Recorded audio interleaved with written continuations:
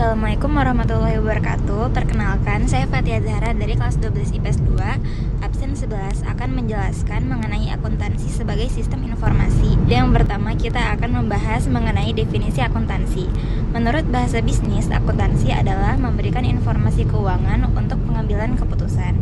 Selanjutnya, menurut AIA, akuntansi adalah proses mengidentifikasi, mengukur, dan melaporkan informasi ekonomi untuk penilaian dan pengambilan keputusan. Selanjutnya, menurut KBBI, akuntansi adalah seni mencatat dan merangkum transaksi keuangan serta menafsirkan dampaknya terhadap entitas ekonomi. Selanjutnya, kita akan membahas sejarah dan perkembangan akuntansi. Luca Pacioli pada tahun 1494 memperkenalkan sistem pembukuan berpasangan atau yang bisa disebut debit dan kredit.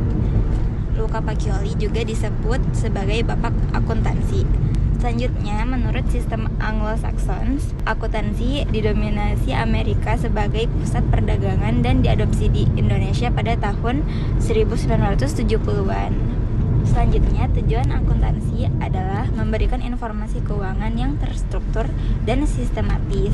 Selanjutnya, manfaat akuntansi ada 3. Yang pertama adalah membantu perencanaan dan pengawasan. Yang kedua adalah menjadi pedoman pengambilan keputusan. Dan yang ketiga, sebagai bentuk pertanggungjawaban kepada pihak berkepentingan. Selanjutnya, kita akan membahas pemakai informasi akuntansi.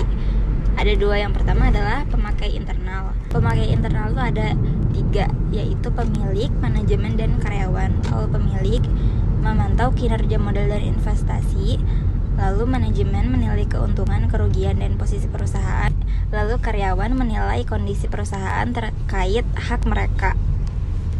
Lalu yang kedua ada pemakai eksternal.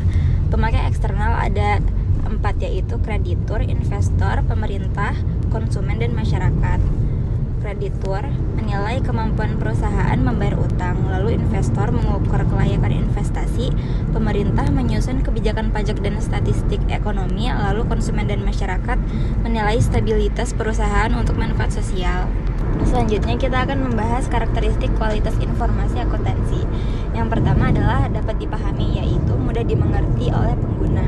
Yang kedua, relevan, yaitu berdasarkan data terkini dan terkait. Yang ketiga, andal, yaitu akurat dan bebas dari kesalahan.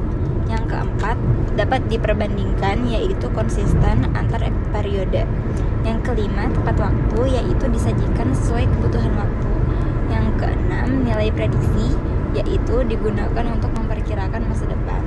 Yang ketujuh, umpan balik, yaitu memberi evaluasi terhadap rencana sebelumnya.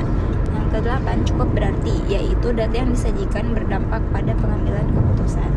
Selanjutnya kita akan membahas mengenai bidang-bidang akuntansi, ada 8. Yang pertama ada akuntansi keuangan, yaitu laporan neraca, laba atau rugi modal. Yang kedua, akuntansi pemeriksaan atau auditing, yaitu menilai kewajaran laporan keuangan.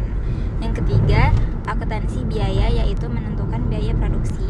Yang keempat, akuntansi manajemen, yaitu membantu manajemen dalam pengelolaan perusahaan. Yang kelima, akuntansi perpajakan, yaitu perhitungan pajak sesuai aturan. Yang keenam, akuntansi anggaran, yaitu membandingkan rencana dan realisasi keuangan. Yang ketujuh, akuntansi pemerintahan, yaitu pengelolaan keuangan negara. Yang kedelapan, sistem akuntansi, yaitu merancang proses pencatatan yang efisien. Selanjutnya kita akan membahas profesi akuntan. Yang pertama ada akuntan publik, yaitu memberikan jasa audit dan konsultasi keuangan kepada klien eksternal. Yang kedua, akuntan manajemen, yaitu berperan dalam pengelolaan keuangan internal perusahaan. Yang ketiga, akuntan pajak, yaitu mengelola kepatuhan pajak perusahaan. Yang keempat, akuntan pemerintah, yaitu mengelola laporan keuangan di lembaga pemerintahan. Yang kelima, akuntan pendidik, yaitu mengajar akuntansi di lembaga pendidikan atau universitas. Selanjutnya kita akan membahas profesi akuntan. Yang pertama ada integritas, yaitu bertindak jujur dan adil. Yang kedua, kerahasiaan, yaitu menjaga informasi klien dengan aman. Yang ketiga, kompetensi, yaitu memiliki keahlian dan pengetahuan yang memadai. Yang keempat, objektivitas, yaitu tidak memihak dalam memberikan laporan. Yang kelima, profesionalisme, yaitu mematuhi standar dan aturan profesi. Selanjutnya kita akan membahas mengenai proses akuntansi.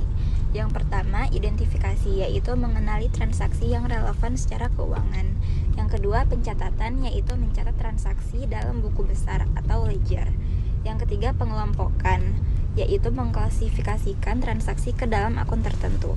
Yang keempat, pelaporan, yaitu menyusun laporan keuangan yang termasuk neraca, laporan laba rugi, dan lain-lain. Yang lima, analisis, yaitu menggunakan laporan keuangan untuk mengambil keputusan. Kesimpulannya adalah akuntansi adalah sistem pencatatan dan pelaporan keuangan yang mendukung pengambilan keputusan. Proses utama akuntansi meliputi identifikasi, pencatatan, pelaporan, dan analisis informasi keuangan. Manfaatnya adalah membantu pengelolaan keuangan dan evaluasi kinerja organisasi. Cabang-cabang akuntansi mencakup akuntansi keuangan, manajemen, pajak, pemerintah, dan lainnya. Sekian, terima kasih sudah menonton. Mohon maaf jika ada kesalahan. Assalamualaikum warahmatullahi wabarakatuh.